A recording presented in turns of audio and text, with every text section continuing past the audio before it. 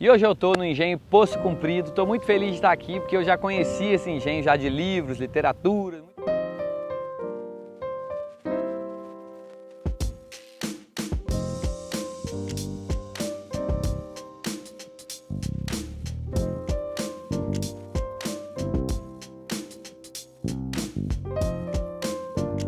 Também está preservado aqui a moita. A moita é onde acontecia tudo a parte do antigo engenho, tem também o bueiro ainda preservado.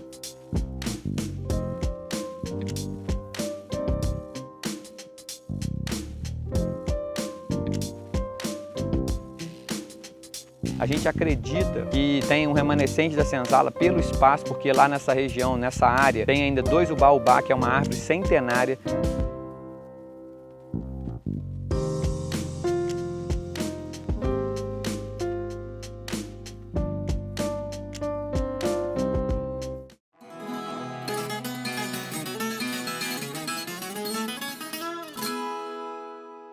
E agora eu estou aqui com a Jane, que é a diretora do Museu Poço Comprido. Jane, primeiro eu quero te agradecer. Foi super solícita receber a gente aqui do Fazendas Antigas, você é muito receptiva. E a gente agradece demais. Fico feliz de você estar na nossa região aqui, né, de ter sido bem receptivo. Defendo demais essa proposta, porque a gente trabalha muito aqui com isso, com a preservação do nosso patrimônio, seja ele um patrimônio edificado, que é o patrimônio material, seja o patrimônio imaterial. A gente precisa preservar para que as pessoas que venham depois da gente possam conhecer o que é essa arquitetura, né, de hoje. A gente acredita, né, que surgiu sim no final de 1600, porque a gente vai ter um registro de um acontecimento aqui, de um batizado que teve na nossa capela de São João Batista em 1732.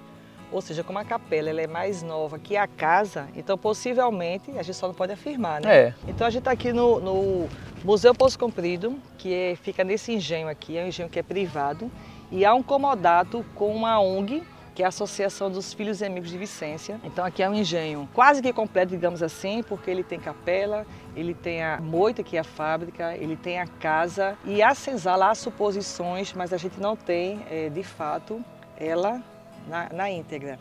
Então ele é quase que completo, mas a gente tem muita história bacana aqui. Eu queria aproveitar, Jane, para a gente apresentar aqui um professor que tem tudo a ver com a história do local e eu queria que você apresentasse ele para nós. Professor, pesquisador, aí, natural aqui do Vale do Sirigi. Então o Enzo é o nosso aqui sócio da FAV, ele hoje é o presidente dessa associação, é pesquisador, é um bocado de coisa aí. Obrigado aí por estar com a gente e nós vamos apresentar para a turma que já deve estar ansiosa já para conhecer. Vamos lá? Bora. Pessoal, um detalhe que a gente sempre gosta de saber é a origem do nome do local. E a gente acabou de descobrir que tem isso por conta de um fenômeno da natureza, né? Exatamente. E por que é? Explica pra gente. O rio Sirigi passa próximo aqui à moita do engenho e nos períodos de enchente é comum ele sair, né, do curso que a gente está habituado a ver, ele tomar toda essa área aqui, formando um grande poço, né, um poço comprido.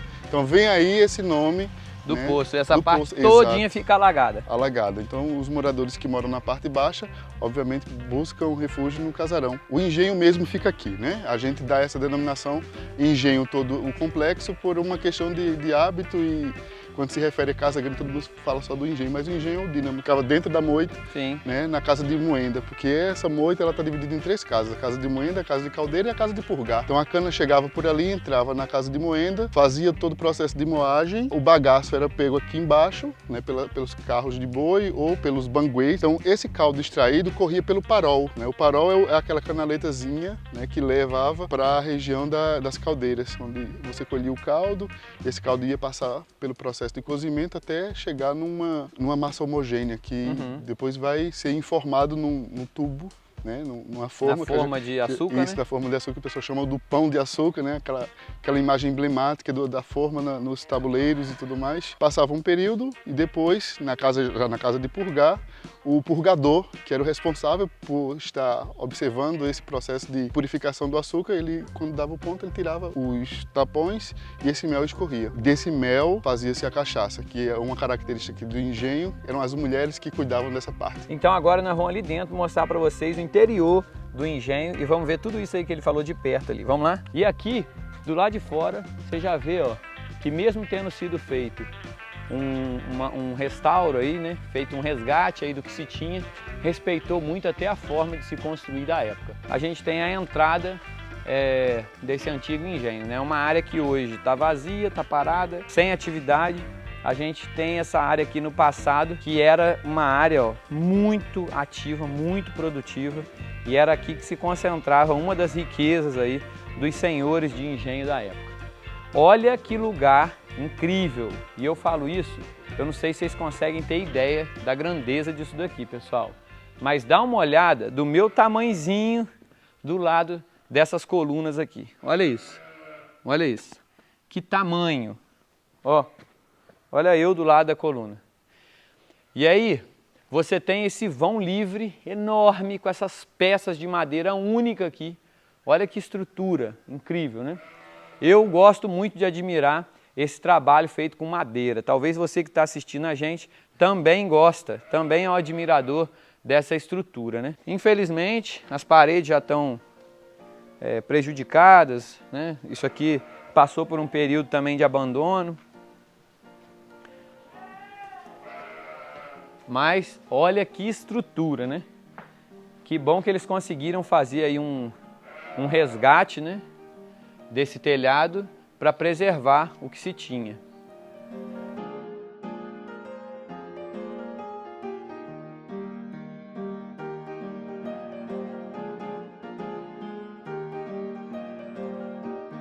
E aqui você vê toda essa estrutura enorme que fazia parte desse movimento, né? Aqui você consegue ver, como ele está sem acabamento, você consegue ver os blocos, ó. Olha aqui, ó. A montagem desses blocos, tá vendo? Isso aqui é tudo bloco de barro, né? Provavelmente aqui, pessoal, pode ter sido uma área que tivesse as taxas, né? A diferença das taxas para os tachos é que as taxas, elas não tinham alça, elas ficavam fixas, enterradas, né? Enterradas não, elas ficavam onde por baixo entrava o fogo, que era da fornalha, e já os tachos, eles tinham alça e podia remover de um lugar para o outro, né? Nós estamos numa área que poderia ser onde tinha a senzala, é isso mesmo? Exato. A falta de prospecção arqueológica, né, faz com que a gente tenha uma certa dúvida em relação ao posicionamento da senzala de serviço. Sim. Mas, pela questão arqueológica e a busca por materiais aqui próximo, um arqueólogo disse que pode ser a senzala ser edificada nessa região pela existência desse baobá e um baobá mais próximo a esse. A gente tem dois baobás, né, bicentenários, e que configura justamente a presença africana nessa região aqui. E por quê? Porque é uma árvore... É uma árvore simbólica para a população iorubá, né, africana, que foi escravizada aqui em Pernambuco, e o engenho Poço Comprido teve muita dessa atividade, dessa mão de obra, né, e o baobá é um exemplo, né, dessa presença marcante do trabalho escravizado aqui. E aqui, essa construção que a gente vê, não é ela uma construção de época antiga, não. Não. O que tinha foi demolido. Exatamente. Inclusive os arqueólogos dizem que a senzala ficava por aqui, né? E a gente tem um madeiro à frente da casa que poderia estar aqui. Madeira da época, mas foi colocada lá... Tipo de um pelourinho. Exatamente. Então é uma forma de você dissociar a imagem, né, e a memória da escravidão aqui, porque a gente, quando tem o advento da República, vai haver um esforço muito grande das elites de desconstruir essa imagem, essa memória da escravidão nas fazendas, nos engenhos. Entendi. E aqui também, obviamente, Brasil passou por esse processo de esquecimento, né? Muita coisa bacana que a gente vai continuar conhecendo, mas eu fiz questão de vir aqui para mostrar essa árvore aí que é tão linda, tão emblemática, bicentenária, mas nós estamos falando de uma árvore milenar, que é o baobá. Pessoal, e agora nós vamos mostrar para vocês uma das partes que é triste, mas que faz parte do contexto dos engenhos e fazendas da época, que é uma peça como essa daqui. Acredita-se, tem uma das linhas que pensam que isso aqui pode ter sido no passado um tronco de açoite de escravos, de maus tratos. É uma realidade? Não se sabe ao certo, mas que é uma realidade, que tinha isso nas fazendas, nos engenhos, isso é. Esses elementos de tortura, ele não ficava geralmente na frente da casa. Esse é um tronco, né, da época, mas não estava na frente da casa, geralmente ficava na parte da senzala. E é num lugar como esse que Ana Rosa, uma escravizada que foi denunciada por ter sido a causadora da morte do seu senhor, foi presa, açoitada em Nazaré da Mata e depois enforcada em praça pública. Fato é que tinha ligação com um tronco, algo similar a uma peça como essa daqui. Você vê o detalhe dos encaixes, talvez, de ferros que poderiam ter aqui. Você vê que marcaram até a madeira. Isso é uma realidade, né? Exato. Tanto aqui, ó. Você vê que tinha alguma coisa que ficava aqui, ó, marcando, tá vendo? Uma peça que ninguém tem orgulho de falar sobre o tema, mas que tem que ser falado, tem que ser mostrado e faz parte. Eu, particularmente, achei interessante chegar aqui, porque a gente ouve falar tanto nesse período, e chega aqui, você vê uma peça dessa aqui em cena, isso chama atenção, né? Exatamente. Tá aí, ó. Arquitetonicamente falando, essas casas que recebem esses arcos é uma denotação de enobrecimento e riqueza, né? Isso já por si só classifica os moradores aqui como uma galera imponente, que quer se projetar economicamente na região.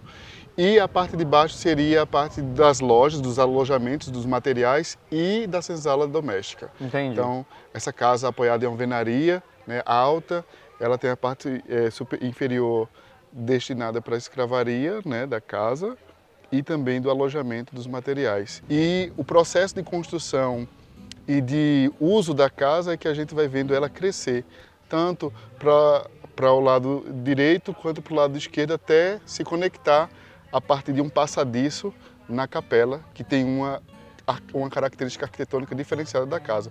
Você percebe que a casa ela não tem, por exemplo, esse estilo barroco, né, que a capela tem, a capela tem, exatamente. Então a casa não tem esse beneficiamento da arquitetura mais elaborada. Ela é um estilo, pode considerar um estilo colonial a casa? É um estilo colonial, com teto bangalô, aquela questão tudo muito simples, né? Com telhado à mostra, que quando você entra na casa você percebe isso. E a capela ela vai ter um melhoramento, né? Um barroco tardio. Obviamente a capela ela vai sofrendo melhoramentos juntamente com a casa. Os nichos da capela, depois quando a gente entrar, a gente vai fazer uma abordagem mais específica em relação a isso, mas a capela e a casa são de períodos distintos, né? A gente percebe isso pela disposição. Essa casa e esse engenho, além da cana, também criou bois, né? Teve uma produção agropecuária, e a gente tem esses elementos naquela porta, o ferro de marcar bois. Né? Isso. Então eles deixaram marcados essas iniciais, geralmente a inicial das bastante famílias. Exatamente. Olha que legal, gente. Vou mostrar aqui de perto para vocês. Fechadura, como é que tá, ó. Bem original, e os ferros aí de marcar, verdade. Pessoal, vou chamar a atenção para vocês aqui. Olha os encaixes, né? Os encaixes aí de cada degrau até chegar lá embaixo. Olha que bacana esses detalhes, né? Madeirona na ponta, mais robusta. Aqui tem uma varanda linda, né? Exato. E muito emblemática aqui do Poço Comprido, né? Influência árabe, né? Influência árabe. Penso que o dono da casa, ele vai inserindo elementos do gosto dele no processo, porque até então a gente não tem nenhuma família ligada à cultura árabe. Essa varanda única, né, que aproveita bem o vento, então você não passa calor aqui. E a turma tá vendo, olha como é que tá ventando. Nós estamos falando, de vez em quando eu meto a mão no microfone aqui, porque tá... Mas nós vamos agora para dentro da casa, que tem um assoalho ainda original, todo de madeira. Infelizmente, de mobília não temos mais, né? Não temos. A casa ela foi desocupada, né? E quando a usina, que é detentora da propriedade, tomou posse, já não tinha mais nenhum móvel aqui. Foi quando, na década de 90, a Associação dos Filhos e Amigos de Vicência tomou em comodato e cuida desde então a partir de uma perspectiva da preservação do patrimônio histórico. Então, ela passa a ser ela é um ponto de cultura, é um espaço de memória e é um museu, né? Inclusive vinculado ao Instituto Brasileiro dos Museus. Bom, daqui, para mostrar um pouco a disposição dos cômodos da casa para vocês, nós estamos numa das salas principais que tem. Isso. E aqui a gente vem, é uma outra salinha, o que é aqui? Isso já é uma cozinha, né? Aqui mesmo? É uma cozinha que vai sendo depois ampliada para lá. Né? Ah, então, tá, pelos momentos que a casa teve, né? Exatamente.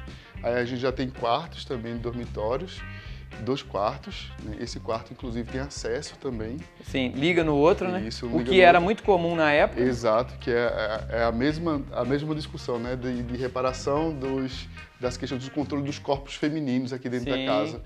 Já dos meninos não acontece isso, que é o quarto posterior, que não tem nenhuma ligação com o quarto de ninguém. Tá independente. Pois é. E ó, pessoal, chamar a atenção para vocês que não é tão comum a gente ficar achando a casa toda ela com madeiras travando as janelas, né? Geralmente você abre a janela e tem acesso, né? E essa daqui, talvez pelo momento que se construiu a casa, pela localização de guerra passada ou de, sabe, desavença, eu não sei. Fato é que essa casa você vê grade por toda ela por cima, né? Outras não é tão comum de você ver. Aqui tem antes uma forma de ferro, que é a forma, que é o famoso pão de açúcar, né? Que é a forma que fazia o processo ali de purificar o açúcar que ficava na casa de purgar, né?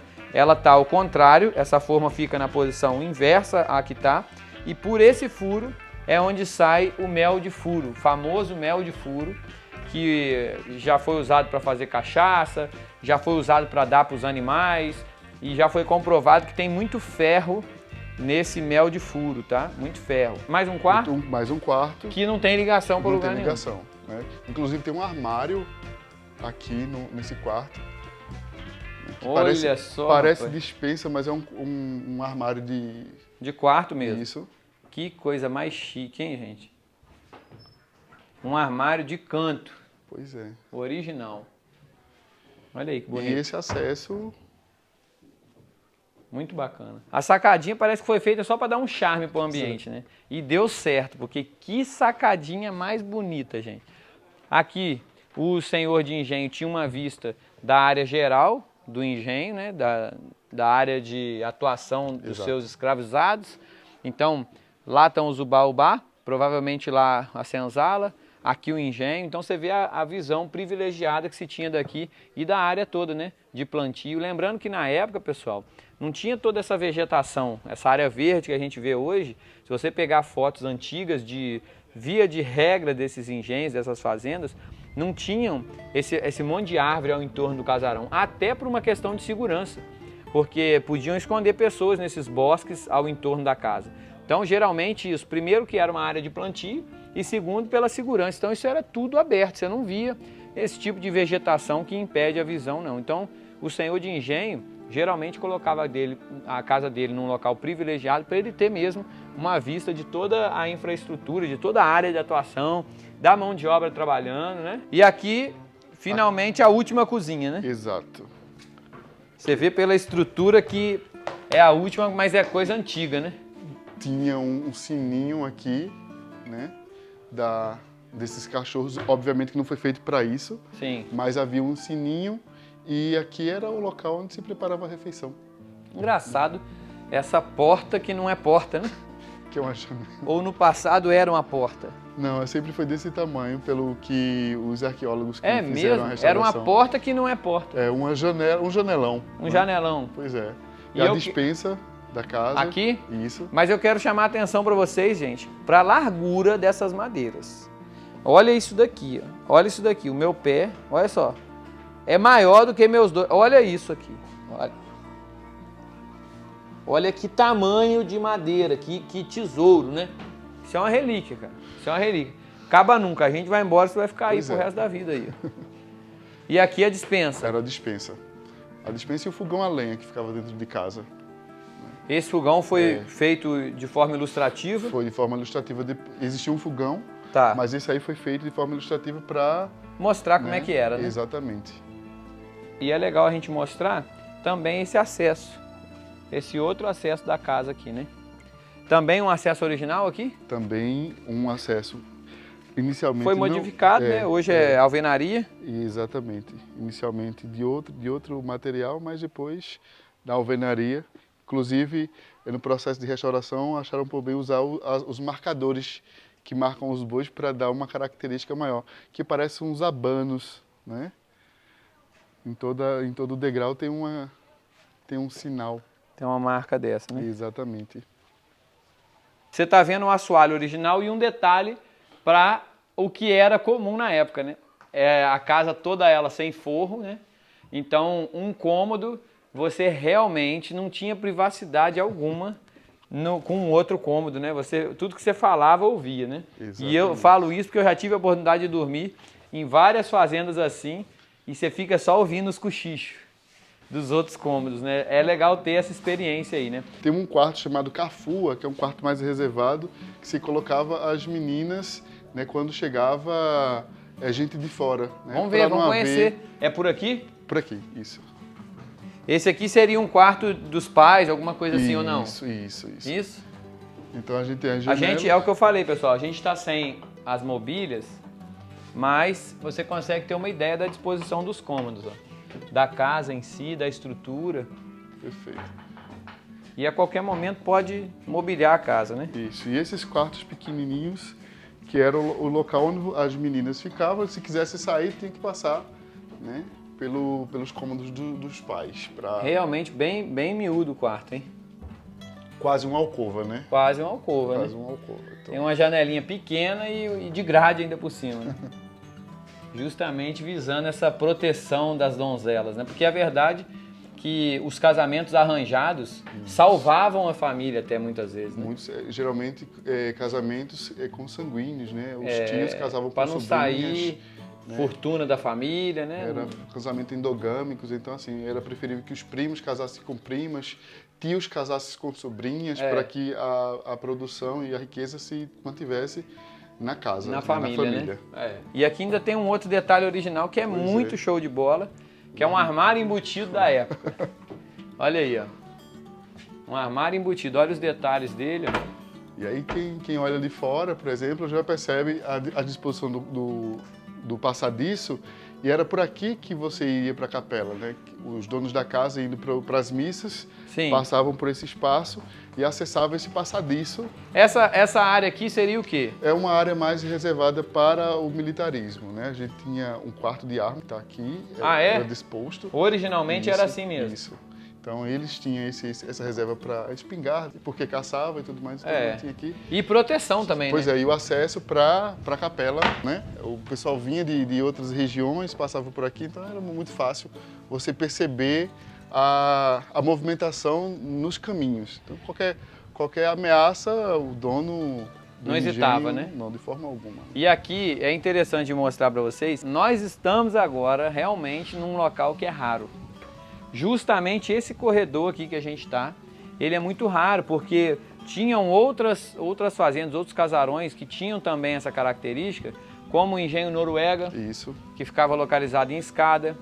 O outro era da Torre, em Recife. Macugê também, na região sul de Pernambuco. Que já não estão de pé mais. Isso, já não demolidos. E você não tem mais essa característica de ligar a casa grande à capela, né? Essa é a original. As características arquitetônicas aqui do engenho, por muitas vezes é confundido, porque o pessoal acessa esses elementos de eira, beira e tribeira e acaba tratando isso como um instrumento de enobrecimento da população que vivia nessa região, né?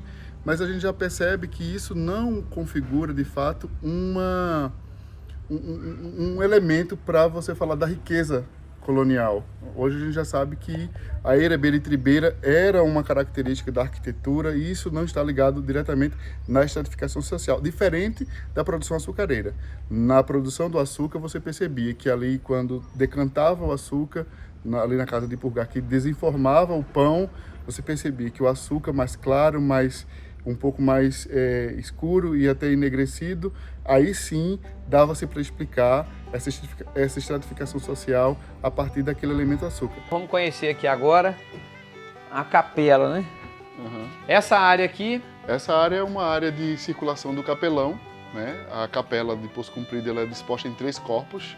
Esse corpo aqui é disposto para o capelão, que ele também utilizava o couro para fazer as menções religiosas dele, segundo a tradição oral aqui do engenho, para o dono do engenho. Então você chegava nesse espaço e acessava os donos do engenho que ficavam no couro e pernoitava aqui. Que lugar, hein? Essa parte já tem acesso à vista privilegiada aí de toda a capela, né? Exatamente. E por que tem um capelão aqui? Porque era distante da cidade, né? Se precisasse fazer uma extrema unção, já estava o capelão aqui. Então, usava-se esse sujeito para usos diversos aqui na... Batizados, casamentos. casamentos. Então, era aqui o quartinho exatamente, já ficava aqui. quarto Aqui pequeno. uma escadaria que desce, nós vamos descer nela já Exato. para mostrar a parte de baixo para vocês. Mas você vê como é bacana, né? O capelão ele já tinha acesso à casa grande de forma Exatamente. facilitada. Exato. Aqui a galeria, né? Exato, aqui é o coro O principal. coro muito que lindo, por sinal. acesso para toda a vista da capela. Não é uma capela pequena, como você percebe, né? O tamanho da capela denota também o uso, né?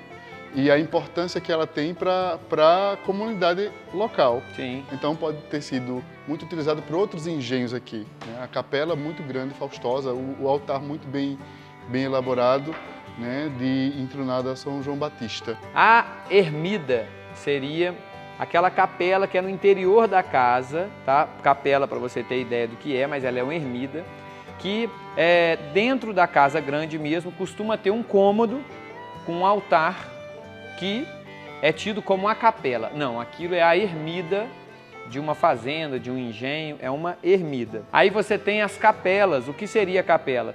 Seria como essa, é um altar principal. Apesar de você ter nichos como oratórios de dentro de casa, né? Como se fosse um nicho daquele ali dentro de casa, seria um oratório. E a igreja, ela teriam 3 altares ou mais, às vezes tem umas com 5, com 6 e por aí vai, cada uma muito imponente. Olha só, pessoal, que vista linda que a gente tem daqui para o engenho, né?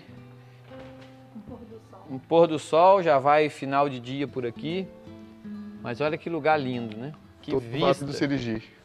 O Vale do Sirigi, encantador. Mas vamos conhecer aqui a parte de baixo. Também quero chamar a atenção para vocês com esses pisos aqui, né? Esse assoalho original, coisa mais linda. Olha só a largura dessas madeiras, um espetáculo, né? Isso aí, se tivesse podre para substituir, ia ser um problema, porque arrumar madeira hoje desse jeito é uma dificuldade. E você vê o cuidado que tiveram na restauração de manter o estilo, né, arquitetônico aí original, né, do que se usava mesmo, apesar de ter trocado o tipo do material, né? E ali você vê as madeiras da casa, ó, da estrutura da casa. Olha que legal a gente poder observar isso. Todos no elemento enxamé, né? Que é uma característica que você faz a taipa e aí cobre ela com barro. E enche, né? Isso. Olha que porta enorme, ó, com essas almofadas. Olha aí, a almofada é isso aqui, ó. A Vamos porta conhecer principal também tem umas a almofadonas. porta principal. Pessoal, aqui teve um evento, tá? E nós estamos vindo no dia desse evento. Então o pessoal já deu uma ajeitada, deu uma limpada, mas você vê que ainda tem alguns instrumentos, uma caixa de som, mas é porque teve esse evento hoje aqui e o pessoal acabou usando esse espaço aqui para alguma apresentação. As imagens, elas são substituídas por imagens réplicas. As imagens originais estão no poder do IFAM, né, justamente por ter um poder e um significado simbólico muito importante, né? Então, achou por bem fazer as réplicas, colocar aqui, e o que existia de originalidade dessas imagens foi levada para o IFAM. Foi feita restauros e descobriu esses pigmentos, esses desenhos, né, feitos nos nichos. E as santas, elas têm no tecido... Já tinha então esses desenhos? Exatamente, tinham umas chitas no tecido, né? As chitas nas imagens... Chita era o quê? Chita nas imagens religiosas denota um gosto do próprio dono do engenho para colocar um pouco da cultura local. Assim também como a santa usa sapato, né? Os santinhos usam sapato, Nossa Senhora ali está de sapato. Então, usar sapato, roupas que denotam a característica social da região é uma forma dele se representar também no sagrado. Né? São José de Botas, por exemplo, né? Que seria uma alusão ao colonizador e tudo mais. Então, aqui a gente tem os santos calçados, né? Que é uma forma também dos donos do engenho se representar. Tá aqui a pedra d'ara, ó. Tá um pouco quebradinha. Ó, aí, ó. Aqui ficava a relíquia, ó, de um santo, tá vendo, pessoal? Nesse buraquinho aqui. Isso aqui é uma relíquia. Essa área aqui seria... Aqui é a área mortuária do dono do engenho. Existia um túmulo imenso aqui. Tinha? Tinha, todo de mármore. Né? Mas aí, no processo de restauração, foi embora. É mesmo? A troco de quê, gente? Né? Pura insensibilidade patrimonial, o corpo Foi retirado. Foi retirado. Inclusive com os ossos, amostras e tudo mais. E aí a gente tem os nichos com as lápides, que os restos foram colocados nessas... Então essa ala toda aqui Seria o cemitério da casa. com a idade de 65 anos, ó, o Coronel Joaquim Gonçalves Guerra, comandante superior da Guarda Nacional de Nazaré, Isso. e o Cavaleiro da Ordem da Rosa, falecido no dia 4 de julho de 1886, em seu engenho Tabatinga. Isso, que foi o próximo aqui que demoliu. Chegamos ao final desse vídeo, espero que vocês tenham gostado. Foi uma volta no tempo aí, conhecendo um pouco aí da zona da Mata Norte. Esse foi o primeiro engenho que a gente parou. Então quero formalizar aqui meu agradecimento para vocês dois, estender isso aí, né? A equipe toda que está ligada ao Museu Poço Comprido. Mas estamos aqui com a figura da Jane, que foi a representante aí que nos trouxe para cá, o professor que acompanhou a gente também. Então quero agradecer aí vocês. Quer deixar uma mensagem para o pessoal? Quero sim. Quero também aqui agradecer demais, né? A gente já vem há alguns meses marcando, agendando, até que bom que deu certo, que está aqui. Agradecer demais, Paulo Vitor, Tati, a gente acredita muito nisso aqui, de poder não só estar realizando as coisas com muita responsabilidade, mas que isso precisa de ter uma certa visibilidade. Porque a gente depende aqui também, e tem esse trabalho de visitantes, de turistas, que para eles virem tem que conhecer. Isso. Então a gente faz esse convite sim, esse trabalho de conhecer a nossa própria história. Isso é muito significativo e é muito importante, e a gente defende muito isso aí. Então quando a gente vê pessoas, trabalhos e projetos como esse, né, que você faz aí o Brasil inteiro, é uma honra para a gente. Está aqui no Nordeste, em Pernambuco, no Vale do Sirigi, está aqui em Poço Comprido. As portas estão abertas, certo? O site é poçocomprido.com.br, tem Facebook, tem Instagram, então lá podem entrar em contato. A gente funciona todos os dias, mas precisa que seja pré-agendado, certo? Isso aí é importante. Obrigado, pessoal, e até a próxima. Se você não é inscrito ainda, inscreva-se no canal, deixe seu comentário, seu like, por aí vai, que é de graça, você não paga nada e ajuda a gente. Tamo junto e obrigado mais uma vez.